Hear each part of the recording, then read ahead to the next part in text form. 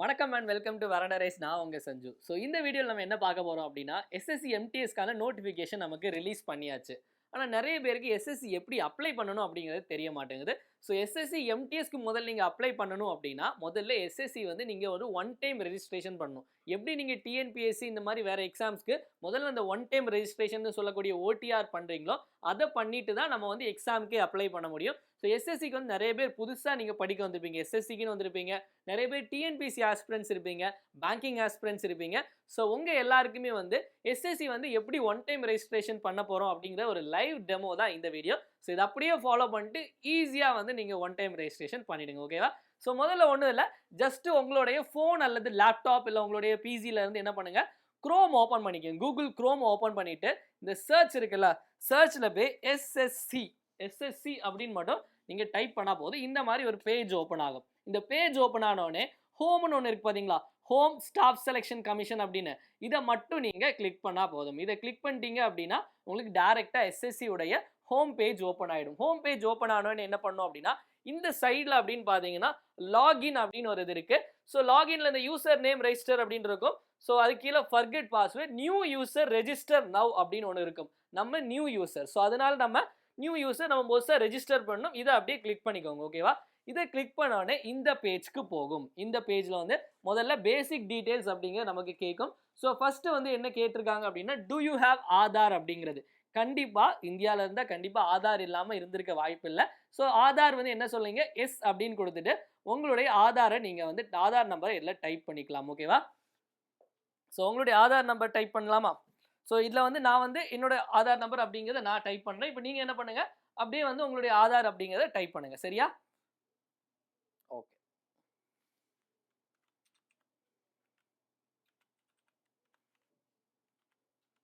Okay, Aadhaar number கொடுத்தாச்சு. Aadhaar number கொடுத்ததுக்கு அப்புறம் என்ன கேட்குறாங்க அப்படின்னா வெரிஃபை ஆதார் நம்பர் அப்படின்னு கேட்குறாங்க.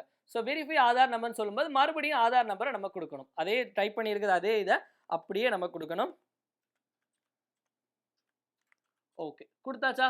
நெக்ஸ்ட் வந்து டைப் ஆஃப் ஐடி அப்படின்னு கேட்குறாங்க. இது எதுக்காக? இது நம்ம வந்து கண்டுக்கவே தேவையில்லை. ஆதார் இல்லாத பட்சத்தில் அது நீங்கள் கொடுக்கணும். கண்டிப்பாக எல்லாருக்கிட்டையும் ஆதார் இருக்கும். அதனால் அதை என்னன்னு தெரிஞ்சு நம்ம காம்ப்ளிகேட் பண்ணிக்க வேண்டாம். ஓகேவா? ஸோ நெக்ஸ்ட் வந்து நேம். ஸோ இதில் பெயர் அப்படிங்கிறது கேட்டிருக்காங்க. பெயர் வந்து நீங்கள் எப்படி கொடுக்கணும் அப்படின்னா நீங்கள் ஏதாவது ஒரு பெயரை கொடுக்கவங்க வீட்டில் கூப்பிட்ற செல்ல பேர்லாம் அதில் கொடுக்கக்கூடாது. 10th சர்டிஃபிகேட்டில், அதாவது 10th சர்டிஃபிகேட்டில் உங்கள் பேர் எப்படி இருக்குதோ அந்த பேர் தான் நீங்கள் இங்கே கொடுக்கணும். ஸோ நம்ம இங்கே ஒரு நேம் கொடுத்துடலாமா? நீங்கள் இந்த இடத்துல உங்கள் நேமை கொடுங்க, நான் போடுற நேமை கொடுக்காதீங்க, உங்கள் நேம் அப்படிங்கிறத கொடுங்க. சரியா? ஸோ நெக்ஸ்ட் வெரிஃபை நேம் அப்படின்னு கேட்டிருக்காங்க. வெரிஃபை நேமில் வந்து மறுபடியும் அதே நேமை டைப் பண்ணுங்க. டைப் பண்ணியாச்சா? ஸோ நெக்ஸ்ட் வந்து நேம் சேஞ்ச் பண்ணியிருக்கீங்களான்னு கேட்குறாங்க. நேம் சேஞ்ச் பண்ணவங்க எஸ்ன்னு கொடுத்து என்ன நேம் மாற்றிருக்கீங்க அப்படிங்கிறத பண்ணுங்க. மற்றபடி யாருக்கும் அது அவசியம் இல்லை. அடுத்தது போயிடலாம். Father's name. ஸோ அப்பாவுடைய நேம் என்ன அப்படின்னு கேட்காங்க. அப்பா நேம் டைப் பண்ணிடலாமா? ஓகே, அப்பா நேம் டைப் பண்ணியாச்சு. மறுபடியும் நமக்கு வெரிஃபை ஃபாதர்ஸ் நேம் அப்படிங்கிறத கேட்குறாங்க. வெரிஃபைலே மறுபடியும் அதே டைப் பண்ணும். ஓகே, டைப் பண்ணியாச்சா? ஓகே, நெக்ஸ்ட் பார்த்துடலாமா? நெக்ஸ்ட் வந்து என்ன அப்படின்னா மதர்ஸ் நேம் கேட்டிருக்காங்க. ஸோ மதர்ஸ் நேம் அப்படிங்கிற காலமில் நம்மளுடைய அம்மா பேர் அப்படிங்கிறத கொடுத்துடணும். ஓகேவா? இது அவங்கவுங்களோட சர்டிஃபிகேட்டில் என்ன நேம் இருக்கோ அதே மாதிரி கொடுங்க. நம்ம 10th சர்டிஃபிகேட்லேயே வந்து அப்பா நேம் சில இதில் இருக்கும், அதில் வந்து அதே நேம் அப்படியே கொடுத்துருங்க. ஓகேவா? Okay, ton. ஸோ அடுத்தது பார்த்தீங்க அப்படின்னா வெரிஃபை மதர்ஸ் நேம் அப்படின்னு கொடுத்துருக்காங்க. வெரிஃபை மதர்ஸ் நேம் அப்படிங்கிறதுல மறுபடியும் நம்மளுடைய அம்மா நேம். ஓகே, கொடுத்தாச்சா? ஸோ நெக்ஸ்ட் வந்து டேட் ஆஃப் பர்த் அப்படிங்கிறத கேட்டிருக்காங்க. டேட் ஆஃப் பர்த், உங்களுடைய டேட் ஆஃப் பர்த் அப்படிங்கிறத நீங்கள் இதில் டைரெக்டாக கொடுத்துடலாம். சரியா?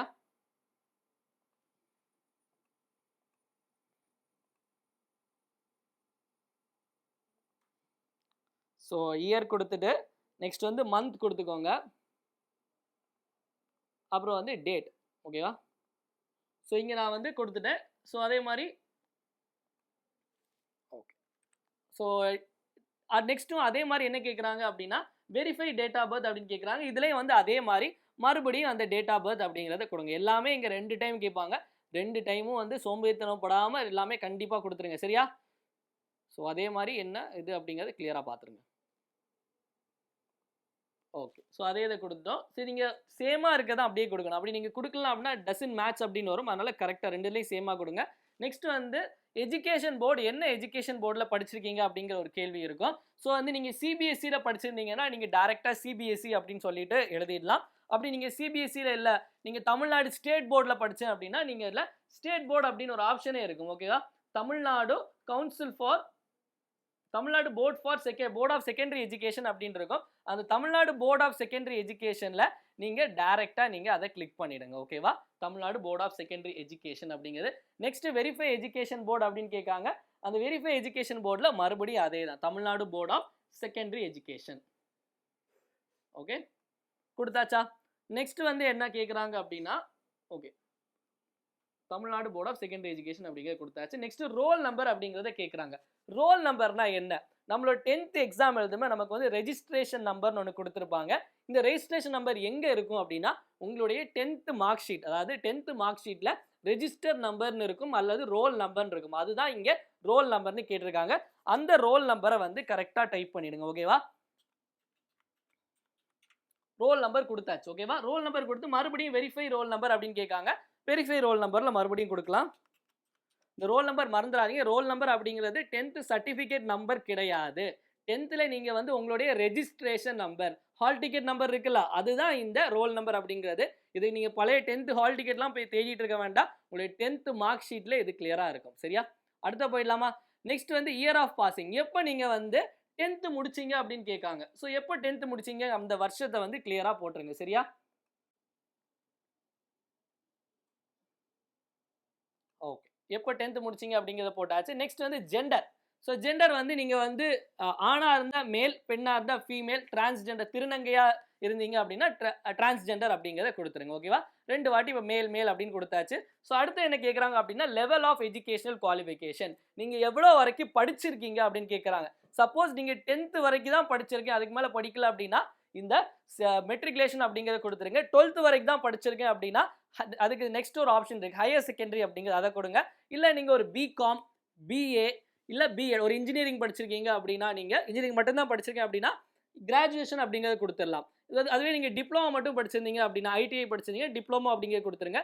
அதே இல்லாமல் இப்போ வந்து எம்ஏ, எம்எஸ்சி, எம்எட், எம்இ இந்த மாதிரி போஸ்ட் கிராஜுவேஷன் படிச்சிருந்தீங்க அப்படின்னா போஸ்ட் கிராஜுவேஷன் அப்படிங்கிறது கொடுங்க. டாக்டரேட் படிச்சிருந்தீங்க அப்படின்னா பிஹெச்டி அப்படிங்கிறத கொடுங்க. இப்போ நம்ம இங்கே கிராஜுவேஷன் அப்படிங்கிறத நம்ம இங்கே கொடுக்க போகிறோம். சரியா? ஓகே, நெக்ஸ்ட் மறுபடியும் வந்து நெக்ஸ்ட் என்னன்னா மொபைல் நம்பர் கேட்குறாங்க. அவங்களுடைய மொபைல் நம்பரை மறக்காமல் கரெக்டாக கொடுத்துருங்க.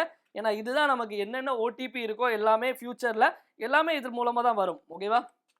ஓகே, ஸோ நம்ம லெவல் ஆஃப் எஜுகேஷனல் குவாலிஃபிகேஷன் அப்படிங்கிறத கொடுத்தாச்சு. நெக்ஸ்ட் வந்து நமக்கு மொபைல் நம்பர் அப்படிங்கிறத கேட்கும். மொபைல் நம்பரில் நம்ம அப்படியே கொடுத்துடலாம். மொபைல் நம்பர் என்ன அப்படிங்கிறத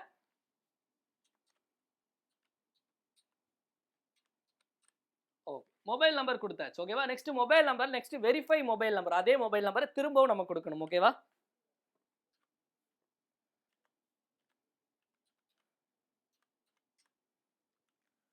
இப்போ மொபைல் நம்பர் கொடுத்தாச்சு. நெக்ஸ்ட் நமக்கு வந்து என்னன்னா இமெயில் ஐடி கொடுக்கணும். இப்போ இமெயில் ஐடி கொடுத்துடலாமா? ஓகே, இமெயில் ஐடி கொடுத்தாச்சு. ஓகேவா?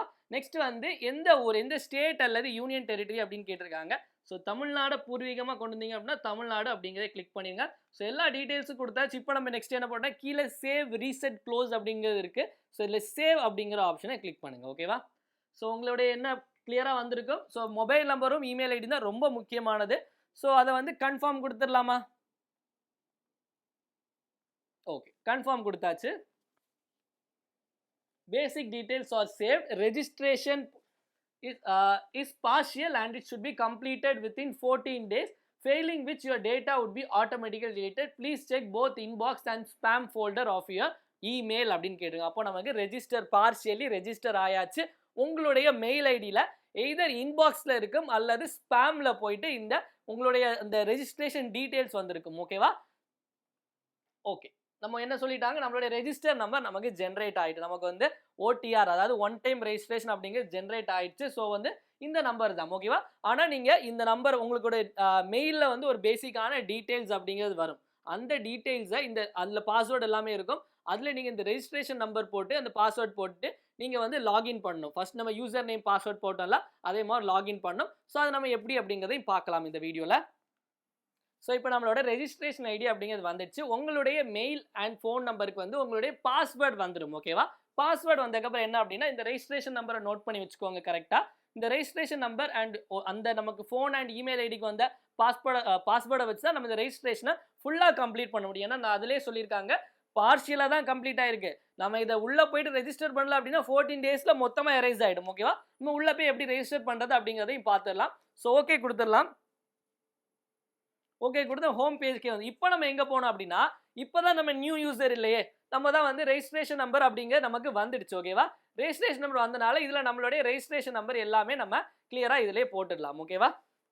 ஓகே, நம்ம ரெஜிஸ்ட்ரேஷன் நம்பர் அப்படிங்கிற போட்டாச்சு. பாஸ்வேர்டில் என்ன போடணும் அப்படின்னா உங்களுடைய மொபைல் அல்லது உங்களுடைய நீங்கள் கொடுத்த இமெயில் ஐடிக்கு ஒரு பாஸ்வேர்டு வந்திருக்கும். அந்த பாஸ்வேர்டை தான் இதில் போட போகிறோம்.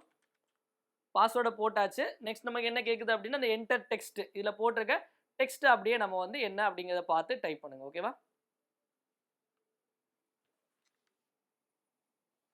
ஓகே, இந்த டெக்ஸ்ட் டைப் பண்ணிடலாமா?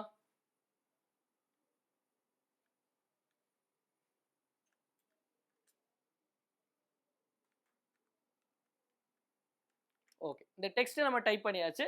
டெக்ஸ்ட் டைப் பண்ண அப்புறம் டைரக்டா லாகின் அப்படின்னு நம்ம கொடுத்தா போதும். லாகின் கொடுத்தா இதுல கரெக்டா வருது பாருங்க. Dear candidate, this is your first login, please change your password அப்படின்னு கேட்குது. ஓகேவா? டியர் கேண்டிடேட், நமக்கு இதான் ஃபர்ஸ்ட் டைம் லாகின் பண்றோம் அந்த பாஸ்வேர்ட் போட்டு. அதனால பாஸ்வேர்ட் சேஞ்ச் பண்ணி நம்ம மெயிலுக்கும் ஓடிபிக்கும் நமக்கு மெயிலுக்கும் நம்மளோட மொபைல் ஐடிக்கும் எல்லாமே பாஸ்வேர்டு வந்துடுச்சு. அதனால அந்த பாஸ்வேர்டை சேஞ்ச் பண்ணுங்க அப்படின்னு கேட்குறாங்க. ஸோ ஓல்டு பாஸ்வேர்டு என்ன ஞாபகம் வச்சுக்கோங்க. உங்கள் ஃபோனுக்கும் மொபைல் நம்பருக்கும் உங்கள் ஃபோனுக்கும் உங்களோட இமெயில் ஐடிக்கும் வந்த பாஸ்வேர்ட். ஸோ அந்த பாஸ்வேர்டை போட்டுப்போம். பாஸ்வேர்ட் போட்டு ஒரு புது பாஸ்வேர்டு அப்படிங்கிறது கேட்குது. நியூ பாஸ்வேர்டை என்டர் பண்ணிடலாமா? ஸோ இப்போ நமக்கு வந்து ஓல்ட் பாஸ்வேர்ட் கொடுத்தாச்சு. இப்போ நம்ம நியூ பாஸ்வேர்டு கொடுக்கணும். நியூ பாஸ்வேர்டு அப்படிங்க நமக்கு நிறைய ஸ்பெஷல், நம்ம ஏதாச்சும் ஒரு பாஸ்வேர்டு அப்படிங்க கொடுக்க முடியாது. ஒரு கேபிட்டல் லெட்டர் இருக்கணும், ஒரு நம்பர் இருக்கணும், ஏதாவது ஸ்பெஷல் கேரக்டர் இருக்கணும். இந்த மாதிரி நிறைய இது கொடுத்துருக்காங்க. இந்த மாதிரி ரெட்டில் உங்களுக்கு சைடில் இருக்கும். ஓகேவா? இந்த ரெட்டில் சைடில் இருக்கும்போது நீங்கள் ஒவ்வொன்றா டைப் பண்ண கரெக்டாக வந்து இப்போ நம்ம கேப்ஸில் ஒரு லெட்டர் போட்டோம் அப்படின்னா 1 கேபிட்டல் லெட்டர் அப்படிங்கிறது அதில் வந்து க்ரீன் ஆகிடும். இது எல்லாமே க்ரீன் ஆகணும். ஒரு கேபிட்டல் லெட்டர் இருக்கணும், ப்ளஸ் ஸ்மால் லெட்டர்ஸ் இருக்கணும், ஒரு ஸ்பெஷல் கேரக்டர்ஸ் இருக்கணும், ப்ளஸ் வந்து உங்களுக்கு நம்பர்ஸ் அப்படிங்கிறது இருக்கணும். சரியா? ஸோ இதே மாதிரி தான் நம்மளுடைய பாஸ்வேர்டு அப்படிங்கிறத டைப் பண்ணும். ஓகே, அடுத்து அதே மாதிரி கன்ஃபார்ம் பாஸ்வேர்டு, மறுபடியும் அந்த நியூ பாஸ்வேர்டு டைப் பண்ணுங்க. கன்ஃபார்ம் பாஸ்வேர்டு கொடுத்தா இப்போ நம்ம வந்து சப்மிட் கொடுத்துடலாமா? So your password has been change successfully, your please login to continue அப்படின்னு கொடுத்துருக்காங்க. நம்ம பாஸ்வேர்டை மாற்றியாச்சு. ஓகேவா? நெக்ஸ்ட்டு க்ளோஸ் பண்ணிடலாம். க்ளோஸ் பண்ணிட்டு மறுபடியும் ஹோம் பேஜ். இப்போ நம்ம என்ன பண்ணோம் அப்படின்னா இப்போ நமக்கு இப்போ வந்திருக்க அந்த இப்போ நமக்கு ரெஜிஸ்ட்ரேஷன் ஐடி அதே தான்.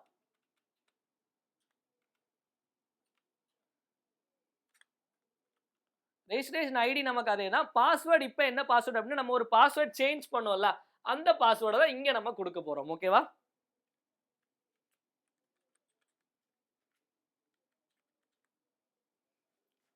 அந்த பாஸ்வேர்ட் நெக்ஸ்ட் வந்து இதில் டெக்ஸ்ட் கேட்டிருக்கு. அந்த டெக்ஸ்ட் அதில் கொடுத்துருக்கிறது அப்படியே நம்ம பார்த்து அப்படிங்கிறத டைப் பண்ணுறோம். கொடுத்தாச்சு. இதில் நெக்ஸ்ட் லாகின்.